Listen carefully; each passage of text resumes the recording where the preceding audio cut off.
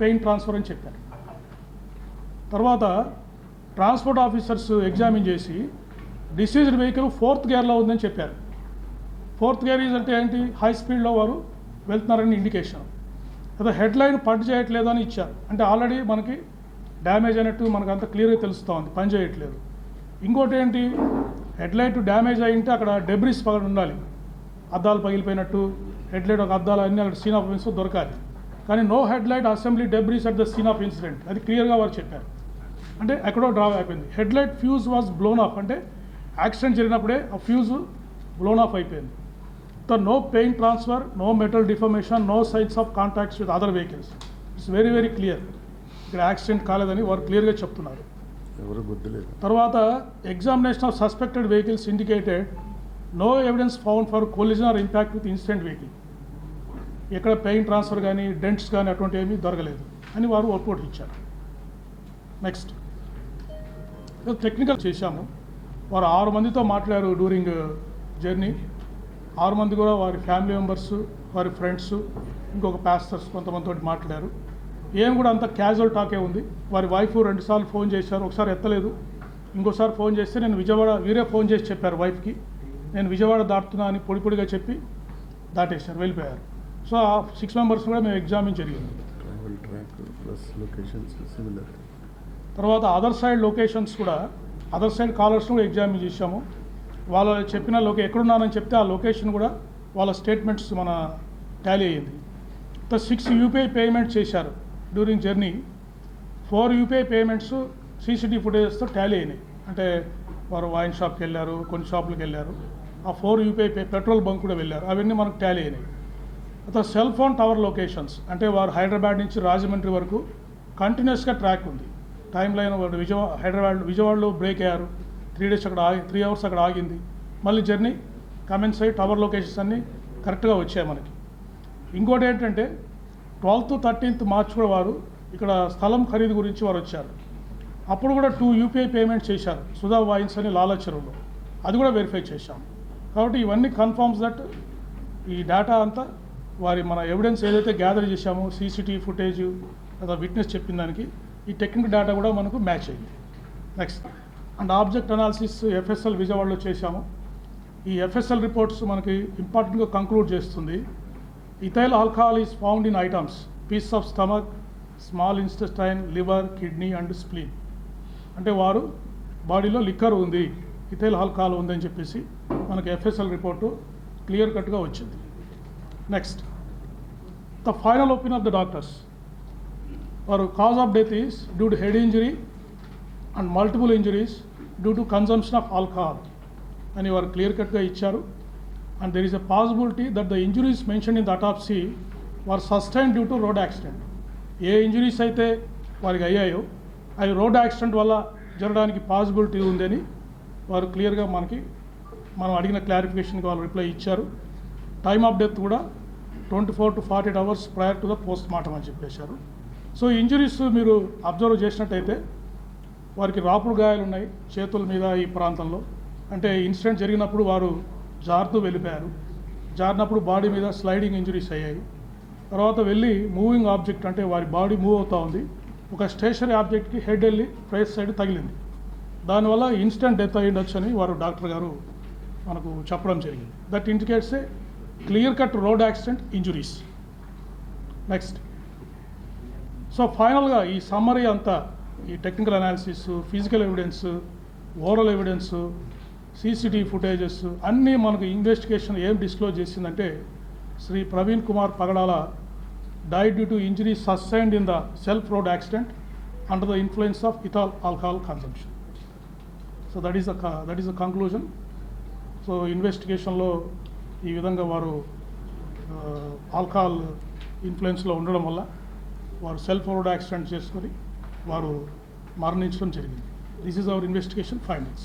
సుమారు 13 మాకు చెప్పడం ఏంటంటే ఇన్స్టెంట్గా డెత్ జరిగిందని చెప్పారు. అది వారు హై స్పీడ్లో వెహికల్ వస్తున్నారు, వారు అక్కడ జారిపడ్డము, ఆ బాడీ స్పీడ్గా వెళ్ళేసి అక్కడ స్టేషనరీ ఆబ్జెక్ట్ తగలడము, దానివల్ల హెడ్కి ఇంజరీ కావడము, ఇన్స్టెంట్గా చనిపోయారని డాక్టర్ గారు ఒపీనియన్లో మాకు చెప్పారు.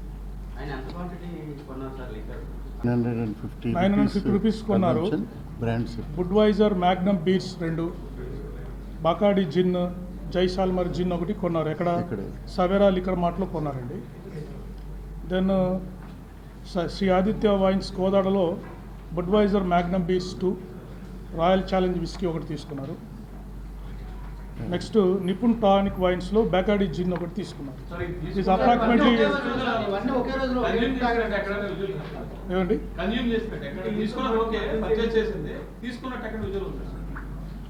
విజువల్స్ మాకు దొరకలేదు. కొంత ఫుటేజ్ ప్రస్తుతానికి మా దగ్గర ఉంది కానీ అది క్లియర్గా లేదు. బట్ కన్సంప్షన్ చేసినట్టు మనకు ఎవిడెన్స్ ఉంది. Personal belongings.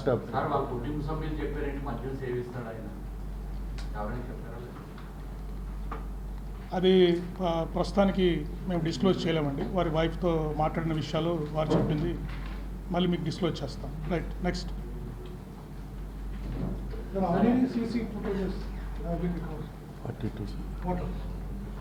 42 చాలా CCTV చూసాము. footage, అంటే దాదాపు 400 నుంచి 500. అంటే ఇప్పుడు మనకు ట్రాక్ తెలిసిందండి. వారు హైదరాబాద్లో 11 o'clock బయలుదేరారు, ఈవినింగ్ 11:42 చనిపోయారు. సో ఎక్కడైతే వారు ట్రావెల్ చేస్తున్నారో ఆ ఏరియాలో ఉన్న CCTV ఫుటేజెస్ అన్నీ, ఆ టైం అప్రాక్సిమేట్ ట్రావెల్ తీసుకుని అక్కడ ఉన్న CCTV ఫుటేజ్ అన్నీ చూసుకోవడం జరిగింది. దాదాపు 400 to 600 CC ఫుటేజ్ మనం వెరిఫై చేశాము. అరౌండ్ 40 to 60 కెమెరాస్లో మనకు ఎవిడెన్స్ దొరికిందండి. సార్ చిన్న విషయం sir, lot of condition of the driver. ఇప్పుడు కొత్తగా ఆల్కహాల్ తీసుకుంటే అది వారికి ఎక్కువ మత్తు కలగచ్చు. కానీ అందుకే మీకు హిస్టరీ చెప్పాను. లాస్ట్ మార్చిలో కూడా వారు ఒకసారి ఇక్కడికి వచ్చినప్పుడు 2 సార్లు వైన్ షాప్కి వెళ్ళి వారు లిక్కర్ తీసుకున్నారు. అంటే వారికి ఇదివరకు కూడా అలవాటు ఉంది అని చెప్పేసి మనకు క్లియర్గా ఇండికేషన్ తెలుస్తాం. కాబట్టి ఆటోమేటిక్గా కొంత వారికి రెసిస్టెన్స్ కూడా డెవలప్ అయి ఉండొచ్చు. లిక్కర్ కన్జంప్షన్ చేసినా కూడా కంట్రోల్ చేసుకొని డ్రైవ్ చేసే ఉండొచ్చు. కానీ ఆ రోజు మీరు అబ్జర్వ్ చేస్తే 3 times ఈ consumed liquor according to the evidence.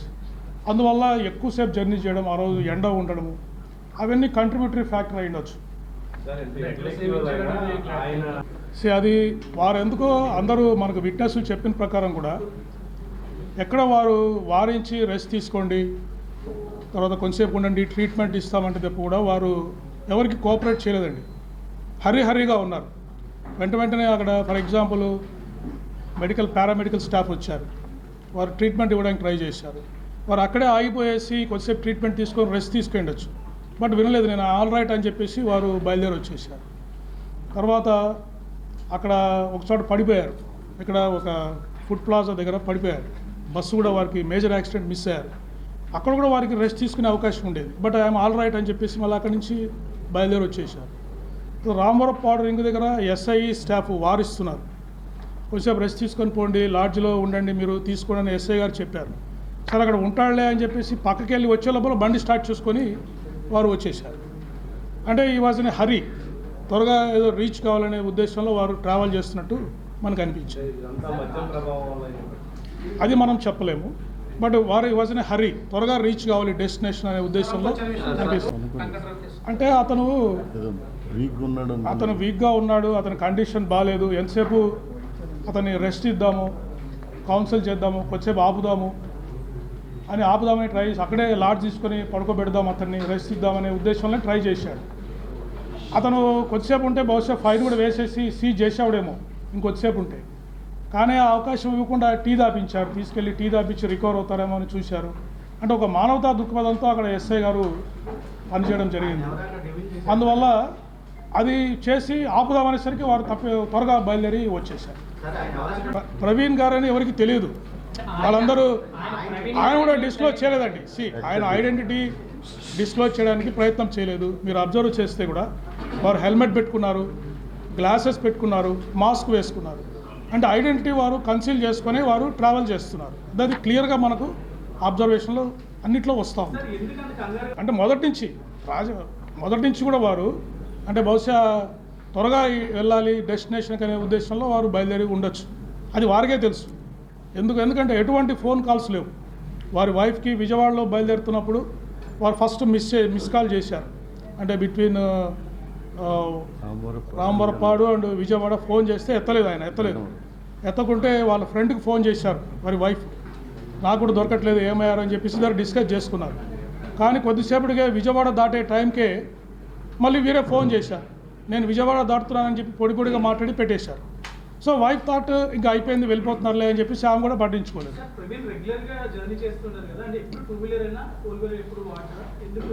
అదే చెప్పాను కదండి, ఇప్పుడు ఎందుకు 2 వీలర్ వాడారు అంటే వారు ఇక్కడ ఒక స్థలం కొనుగోలు చేశారు, అక్కడ వారు కాలేజ్ పెట్టాలని ట్రై చేస్తున్నారు. సో లోకల్గా వచ్చి ఇక్కడే వెహికల్ పెట్టుకొని ఎప్పుడు వచ్చినా కూడా వెహికల్తో తిరగచ్చు అని వారి ఉద్దేశం ఉండొచ్చు. తర్వాత ఇన్వెస్టిగేషన్లో ఏమి రివీల్ అయిందంటే హైదరాబాద్లో వారి ఫ్రెండు ఎవరైతే వారి క్లోజ్ అసోసియేట్ ఉన్నారో మోటార్ సైకిల్ రిపేర్ చేయడానికి వెళ్ళారు. వారు మోటార్ సైకిల్ రిపేర్ చేస్తే నేను రాజమండ్రికి మోటార్ సైకిల్ మీద వెళ్తున్నాను అంటే, రాజమండ్రికి మోటార్ సైకిల్ మీద వెళ్ళొద్దు, ట్రైన్లో పంపించి నువ్వు పో అని చెప్పి, అక్కడ అవసరం ఉంటుంది రాజమండ్రిలో మోటార్ సైకిల్తో అంటే ట్రైన్లో పంపించి నువ్వు పోవాయా అని చెప్తే కూడా వినకుండా వారు మోటార్ సైకిల్లో ట్రావెల్ చేశారు. ఓకే, అంటే ఇక్కడ లోకల్గా వారు మోటార్ సైకిల్ వాడడానికి అవసరం ఉందనే ఉద్దేశంలో మనకి ఇన్వెస్టిగేషన్ ఫైండింగ్ వస్తూ ఉంది. కాదు, మనం టెక్నికల్ అనాలిసిస్ చెప్పాం కదండి, సెంట్రల్ ఫోరెన్సిక్ సైన్స్ ల్యాబొరేటరీలో ఆ గైట్, వారు నడుస్తున్న వ్యక్తి, ఆ ఫోటోలో ఉన్న వ్యక్తి ఫేషియల్ మ్యాచెస్ అన్నీ మనకు మ్యాచ్ అయినట్టుగా ఫోరెన్సిక్ సైన్స్ ల్యాబ్ రిపోర్ట్ వచ్చింది, క్లియర్గా టెక్నికల్గా వచ్చింది. నెక్స్ట్ ఆయన చేసే యూపీఐ పేమెంట్స్ లొకేషన్స్ అన్నీ కూడా టాలీ అయినట్టు రికార్డ్ వచ్చింది. సోషల్ మీడియాలో చాలా మంది హత్య అని చెప్పారండి. ఇప్పుడు మేము ఎవరైతే పోస్టులు పెట్టారో దాదాపు ఇది 2 వీక్స్ ఇన్వెస్టిగేషన్ జరిగింది, 14 రోజుల వరకు ఇన్వెస్టిగేషన్ జరిగింది. చాలామందికి నోటీసులు ఇచ్చాము, వచ్చారు, అడుగుతుంటే ఏం చెప్తున్నారు, సార్ మాకేం తెలుసు సార్ జనరల్గా మాట్లాడామని చెప్తున్నారు. ఎవరు కూడా ఏమాత్రం ఎవిడెన్స్ నిన్నటి వరకు కూడా ఇవ్వలేకపోయారు. సో అది గుర్తుపెట్టుకోవాల్సింది ఏంటంటే, ఇప్పుడు మీడియాలో వచ్చినట్టు తర్వాత ఎవరో మేము కంక్లూడ్ చేయాలన్నట్టు వారం రోజుల్లో 2 రోజుల్లో ఇన్వెస్టిగేషన్ని మేము కంక్లూడ్ చేయలేమండి. అల్టిమేట్లీ మేము answerable to the everybody. Okay, ఏదైనా ఫైండింగ్ వచ్చినప్పుడు కాంక్రీట్గా చూసిన తర్వాతనే మనం చెప్పాలి, నిర్ధారించుకున్న తర్వాతనే చెప్పాలి. For example forensic analysis report వచ్చి మనకు 2-3 డేస్ అయింది, సెంట్రల్ ఫోరెన్సిక్ ల్యాబొరేటరీ రిపోర్ట్ వచ్చింది నిన్న మొన్న వచ్చింది. సో ఇవన్నీ బేరీజ్ వేసుకొని ఇమీడియట్గా మీకు ఎర్లీ యాజ్ పాసిబుల్ మీకు ఇన్వెస్టిగేషన్ ఫైండింగ్స్ ఇవ్వడం జరుగుతూ ఉంది. ఇంకా డిలే ఏమని చెప్పండి దీంట్లో, అంటే మీకు ఫర్ ఎగ్జాంపుల్ అయిన 1 వీక్లోనే మీకు ప్రిలిమినరీ ఫైండింగ్స్ ఇచ్చాం. నేను 29వ తారీఖే ప్రెస్ మీట్ పెట్టి ఇన్వెస్టిగేషన్ ఈ విధంగా జరుగుతూ ఉంది, ఇది ఈ విధంగా సీసీటీవీ ఫుటేజ్లు ఈ విధంగా ఉన్నాయి, యాక్సిడెంట్ స్పాట్లో ఈ విధంగా స్లోగా వెళ్ళింది, పోస్ట్ మార్టం ప్రిలిమినరీ కాజ్ ఏమి ఇచ్చారు డాక్టర్స్ అని ప్రిలిమినరీ ఫైండింగ్స్ అప్పుడున్న ఫైండింగ్స్ మేము ఇవ్వడం జరిగింది. తర్వాత ఈ గ్యాప్లో ఈ సైంటిఫిక్ అనాలిసిస్, టెక్నికల్ అనాలిసిస్ ఇవన్నీ చేసి కంక్లూడ్ చేయడం జరిగింది. కాబట్టి ఈ టైం పడుతుంది మినిమం.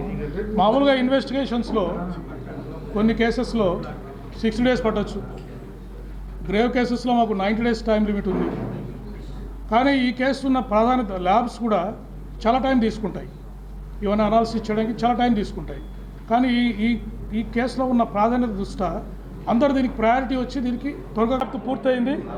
ఇంతటితో ఈ వివాదానికి ఫుల్ స్టాప్ పెట్టవలసిన నేను కోరుతున్నాను, మరీ విజ్ఞప్తి చేస్తున్నాను. వారి ఫ్యామిలీ మెంబర్స్ ప్రైవసీని మనము గౌరవించాలి, అనవసరంగా రాద్ధాంతం చేసి వారిని ఇబ్బంది పెట్టకూడదు, సొసైటీలో కూడా అనవసరమైన టెన్షన్స్ రేకెత్తించకూడదు. దీని తర్వాత కూడా ఎవరైనా వివాదం చేయడానికి ట్రై చేస్తే వారి మీద చర్యలు తీసుకోవడం జరుగుతుంది. తర్వాత ఒక్క నిమిషం అండి, ఈ ఇన్వెస్టిగేషన్ కూర్చోండి. వారి సిబ్బంది మనోహర్, కిషోర్, పెద్ద కిషోర్ వీళ్ళందరూ కూడా ఎంతో కష్టపడ్డారు ఈ ఇన్వెస్టిగేషన్ మీద. చాలా అయ్యప్పరెడ్డి టెక్నికల్ ఎస్ఐ వీరందరూ ఎంతో కష్టపడ్డారు. ఇన్ని సీసీ కెమెరాస్ ఇంత సైంటిఫిక్గా కేసుని ఎస్టాబ్లిష్ చేయడం అనేది నేను కూడా